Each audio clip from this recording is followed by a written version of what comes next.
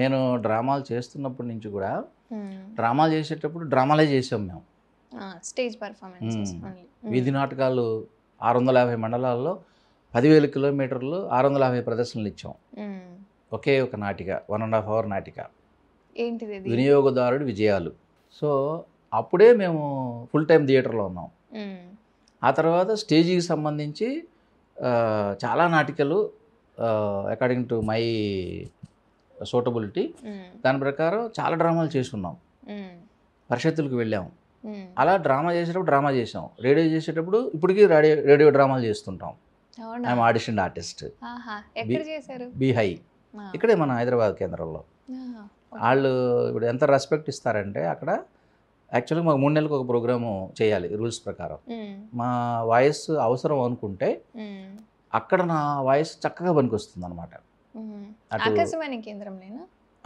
డ్రామాల్లో తీసుకుంటారు, సైన్స్కి సంబంధించి సిరీస్లు ఉంటాయి. సో ఆ ప్రొనౌన్సియేషన్ అనేది సైన్స్ టర్మినాలజీ కరెక్ట్గా పలకగలిగి ఉండాలి. అది మాకు ప్లస్ అనమాట. అటు టెలిస్కూల్లో దూరదర్శన్లో పనిచేయడం, ఇటు డ్రామాల్లో ఈ సైన్స్కి సంబంధించి పనిచేయడం వల్ల ఏంటంటే వాళ్ళు ఏమాత్రం స్క్రిప్ట్ సూటబిలిటీ ఉన్నా కూడా నా పేరు ఫస్ట్ తీస్తారు, వాళ్ళు పిలుస్తారు. ఆ రెస్పెక్ట్ అయితే వాళ్ళు ఇప్పటికీ ఇస్తున్నారు. లక్కీగా వాళ్ళు పిలిచిన రోజు నేను ఖాళీగానే ఉంటున్నాను. ఏదైనా క్లాష్ వచ్చినా కూడా ఓకే రేపు మీరు ఖాళీయా, ఈరోజు ఖాళీయా అట్లా అడిగి అడ్జస్ట్ కూడా చేసుకుంటారు పాపం. సో అంత వాళ్ళు నాకు గౌరవిస్తారు. రేడియో వరకు అంటే రేడియో నాటకాలు చేసినప్పుడు రేడియో నాటకాలే చేసాం. అయితే వాళ్ళు ఫస్ట్లో మాకు 75 రూపీసే ఇచ్చేవాళ్ళు రోజుకి పర్ఫార్మెన్స్కి. ఒక బులెటిన్ అంటారు దాన్ని, ఒక బులెటిన్కి. అట్లా 100 ఎపిసోడ్ చేసాం సంబంధం లేకుండా. అలా ఉండే అప్పుడు మాకు సపోర్ట్ ఎలా దొరికిందని చెప్తున్నాను అనమాట.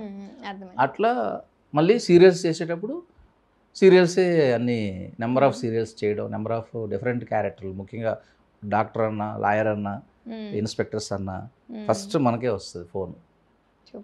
లక్కీగా అందరితో పరిచయాలు ఉన్నాయి, అందరితో మనం టైఅప్ అయి ఉన్నాం. సో వాళ్ళు మన దగ్గర నుంచి ఏం తీసుకోవాలో టీవీ సీరియల్స్ వరకు వాళ్ళకి బాగా తెలుసు. ఈయనైతే బాగా చేస్తారు, ఈయనైతే దీనికి కరెక్ట్గా సూట్ అవుతారని. అలాగే సైమల్టేనియస్గా మన టెక్నాలజీ డెవలప్ అయిన క్రమంలో మళ్ళీ వాళ్ళు సినిమాల వాళ్ళు కూడా ఇలాగే ఆఫీసులు తెలిసేవి మనకి. ఇప్పుడంటే అన్ని వాట్సాప్ గ్రూపులు ఇవన్నీ వచ్చాయి కాబట్టి మనకి ఆఫీసులు ఎక్కడ ఉన్నాయని తెలుస్తుంది. వాళ్ళు అడగకముందే మనం వెళ్ళి ఆడిషన్ ఇచ్చేసేస్తున్నాము, పిలుస్తున్నారు. అప్పుడు కష్టం కదా, ఒక సినిమా ఆఫీస్ ఎక్కడుందో తెలుసుకోవడానికి చాలా రోజులు పట్టేది, ముందు రోజే వెళ్ళి కనుక్కునే పరిస్థితి ఉండేది. అటువంటి టైంలో కూడా మేము 1 డే క్యారెక్టర్లు, 2 రోజుల క్యారెక్టర్లు, 3 రోజుల క్యారెక్టర్లు. ఇప్పుడు రీసెంట్గా అయితే ఇప్పుడు చిన్న సినిమాల్లో మంచి క్యారెక్టర్సే వాళ్ళు ఇస్తున్నారు, చేస్తున్నాము, వాళ్ళు ఇచ్చింది తీసుకుంటున్నాము. అంతే. అండ్ అంటే ఇప్పుడు మీకు సూర్య ఎపిసోడ్ చేశారు కదా, సో మొత్తం సిరీస్, వెబ్ సిరీస్ అంతా చేస్తున్నప్పుడు మీ అభిప్రాయం ఏంటి? అంటే ఒక సూర్య వెబ్ సిరీస్ మేము చూస్తున్నాము అంటే చాలామందికి అరే ఒక ఫ్యామిలీ అంటే ఇలా ఉండాలి, అమ్మ అంటే ఇలా ఉండాలి, నాన్న అంటే ఇలా ఉండాలి, చెల్లి, ప్రతి ఒక్క క్యారెక్టర్ ఇన్వాల్వ్మెంట్ అనేది ఆ వెబ్ సిరీస్లో ఉంది. అంటే మీకు ఎలా అనిపించింది సిరీస్ చేస్తున్నప్పుడు? చుట్టుపక్కల కావచ్చు, మీ ఇన్వాల్వ్మెంట్ కావచ్చు, ఎలా ఉంది? ఒక అదృష్టం ఏంటంటే డైరెక్టర్ గారి వాళ్ళ రియల్ ఫాదరు నేను దగ్గరగా ఉండడం, నన్ను సెలెక్ట్ చేయడంలో క్వాలిటీస్ అన్నమాట. ఫస్ట్ యాజ్ ఇట్ ఈజ్ ఇదేంటి ఆడిషన్స్ చేస్తుంటే మా ఫాదర్ వచ్చారు ఇక్కడికి అన్న భావన కలిగిందట ఆయనకి. అట్ ద సేమ్ టైం మా పిల్లలు ఆయన అందరూ ఈ ఇన్ఫినిటీలోనే వర్క్ చేయడం. సో నేను మా తేజ్ ఇండియాకి డబ్బింగ్స్ చెప్తానికి పోతున్నప్పుడు చూశారు ఆయన. అసలు పరిచయం కూడా తెలియదు, ఆయన ఎవరో మాకు తెలియదు, ఓన్లీ మిమ్మల్ని చూశారు అంతే. అరే ఈయన ఎవరు అని ఎంక్వైరీ చేస్తే తేజ వాళ్ళ ఫాదర్ అంటండి అని. అయితే నేను ఇమీడియట్గా అతనికి ఆడిషన్ చేయాలి, ఆ క్యారెక్టర్ అనుకుంటున్నాను అని చెప్పేసి ఒక పెద్ద డైలాగ్ ఇచ్చేసి షణ్ముఖ్ నేను ఎదురెదురు డైలాగులు 2 షూట్ చేసుకొని ఎస్ ఎగ్జాక్ట్గా నాకు ఇదే కావాలి, ఇదే కావాలి, ఇదే కావాలి, ఈయనే కావాలి. మాకేంటంటే ఈ సీరియల్స్ వీటన్నిటి మీద ఏంటంటే ప్రాంప్టింగ్ ఇచ్చేవాళ్ళు, నేనే డబ్బింగ్ చెప్పుకుంటాను కాబట్టి, నేనే డబ్బింగ్ ఆర్టిస్ట్ కాబట్టి ప్రాంప్టింగ్ ఇవ్వండి సార్ అనేవాడిని. వెనక ప్రాంప్టింగ్ ఇస్తే మనం వెంటనే చాలా ఈజీగా చేస్తాను, బాగా చేస్తాను. ఈ బై హార్ట్ చేయడం అనేటప్పుడు నాకు గొడవ అయిపోద్ది. మనకి ముందు యాక్టింగ్ చేసేటప్పుడు బై హార్ట్, ఎందుకంటే టెక్నాలజీ మమ్మల్ని హాఫ్ మినిట్ మీరు చూపించారు కదండి, ఎందుకండి ఇంత పెద్ద డైలాగ్ చెప్పిస్తారా అని చెప్పేసి అంటే లేదు మురళి గారు మీరు చెప్పండి, మీరు ఈ సిరీస్ మాత్రం కష్టపడండి అనేవాడు ఆయన. అట్లా ఏం చేసేవారు తెలుసా తెలివిగా, ఫస్ట్ ఏమో కొంచెం నా మూడ్ని బట్టి ఓకే నేను చెప్పేస్తాను మీరు చెప్పేయండి అనేవాడు. టక్కున ఆ 2-3 సార్లు ఆయన చాలా ఇంజెక్ట్ చేసేవాడు క్యారెక్టర్ని, ఆ డైలాగ్స్ని. గుర్తుపెట్టుకునే టైం అవసరం లేదు, అది చెప్తున్నప్పుడే మాకు వచ్చేసేవి డైలాగులు. అంత మంచి very good writer and director అనమాట ఆ క్యారెక్టర్స్ని చేయడంలో.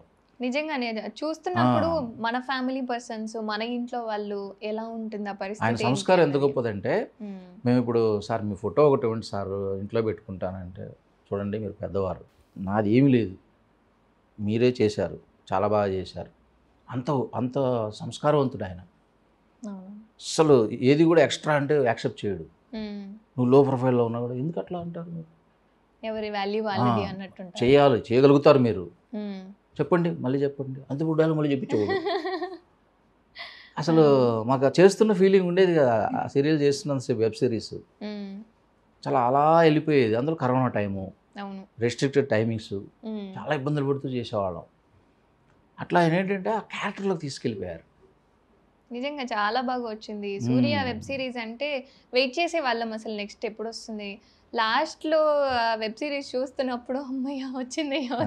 ఇప్పటికి కూడా జస్ట్ ఇప్పుడు మీకు వచ్చే ముందు కూడా వచ్చిన ఫంక్షన్కి వెళ్తే ఒక అమ్మాయి అంటుంది, అంటే మ్యారీడ్ పిల్లలు ఉన్నారు, ఆవిడ అంటుంది అన్నీ మర్చిపోయింది ఆవిడే, సూర్య చాలా బాగా చేశారండి మీరు, పక్క కూర్చో మరీ చెప్తుంది.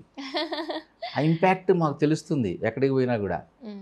ఇక అసలు మెట్రో స్టేషన్కి పోతే అసలు మామూలుగా ఉండదు, పిల్లలు అంతా పట్టుకుంది, అది ఇన్వాల్వ్ బాగా అయ్యారు. అంటే స్టూడెంట్స్కి ఇప్పుడు ఉద్యోగాలు లేని పరిస్థితి కావచ్చు, ఇంట్లో మిడిల్ క్లాస్ ఫ్యామిలీస్ ఎక్కువగా ఉంటాయి కాబట్టి వాళ్ళు కూడా బాగా కనెక్ట్ అయిపోయారు. కళ్ళగట్టినట్టు వాళ్ళు తీశారు. అది మనకి అప్పుడు కరోనా టైంలో మంచిగా ఒక ప్రజెన్స్ ఆఫ్ మైండ్ కూడా అందరికి ఉండేది, ఎంజాయ్ చేశారు బాగా. అండ్ సూర్యకి మీకు ఒకసారి క్లాష్ అయినప్పుడు కూడా ఇంట్లో పరిస్థితి ఎలా ఉంది అంటే, ఫ్యామిలీ వాళ్ళు గొడవ పడ్డారు, నాన్న వాళ్ళిద్దరు కలుస్తారా, మాట్లాడతారా, ఎదురెదురు పడ్డప్పుడు ఎలా ఉంటుంది ఇంట్లో కూడా ఇదే పరిస్థితి మాకు అన్న సిచ్యువేషన్ అయితే చాలా మందికి ఎదురైంది. అండ్ మీ కాలనీలో కావచ్చు వాళ్ళ రెస్పాన్స్ ఎలా ఉండేది? అదే ఆ ఇంపాక్ట్ ఎలా ఉండేదంటే, అది అయిపోయిన తర్వాత ప్రభాకర్ గారు ఉన్నారు కదా, ఈటీవీ ప్రభాకర్ గారు, వదనమ్మ సీరియల్లో ఒక మంచి క్యారెక్టర్ ఇచ్చారు. ఒక భార్య చాటు భర్త, ఈటీవీలో ఆయన సీరియల్లో వదనమ్మ అని ఒక సీరియల్ చేశారు, మా టీవీలో. ఆ సీరియల్లో ఆ క్యారెక్టర్ ఇచ్చినప్పుడు మెయిన్ క్యారెక్టర్ ఉన్నారు కదా ఆవిడ, ఆ మేడంతో ప్రభాకర్ గారు చెప్పారు, ఆయన ఎవరో తెలుసా మీకు, సూర్యలో హీరోకి షణ్ముఖి ఫాదర్గా చేసిన ఆయన, అసలు మిరాకిల్ చాలా పేరు వచ్చేసింది, అందుకని మనం తీసుకున్నాము అని చెప్పేసి ఆవిడకి చెప్పాడు. చెప్పిన తర్వాత ఆవిడ చూసినట్లేదు ఇది సిరీస్, వెబ్ సిరీస్, ఏముంది దాంట్లో, ఎందుకు ఎంతమంది ఇలా రియాక్ట్ అవుతున్నారు అంటే, మా ప్రభాకర్ గారు ఒకటే మాట అన్నారు, సార్ చూడండి, సార్ చూడండి మీరు, తర్వాత రేపు మాట్లాడండి నాతో అన్నాడు. వెంటనే మరుసటి రోజు నుంచి ఇలా కూర్చున్న ఆవిడ కూడా ఇలా కూర్చొని చాలా బాగా ఉందండి, చాలా బాగా చేశారు, ఎందుకు నిజంగా నాకు తెలియక చూడకనే నేను అలా అన్నాను, మీరేమనుకోకుండా అన్నట్టు ఆవిడ వాళ్ళిద్దరు మాట్లాడుకున్నారు. ఆ ఇంపాక్ట్ అది చూడక ముందు ఒక రకంగా ఉంటుంది, చూసిన తర్వాత దాన్ని 3 hours సినిమాగా కూడా చేశారు, సినిమాలో కూడా చేశారు. అట్లా కూడా అది ఇంపాక్ట్ ఇప్పటికీ స్టిల్, దానివల్ల మాకు చాలా సినిమాల్లో సూర్య ఫాదర్ అనే పేరు రిజిస్టర్ అయింది.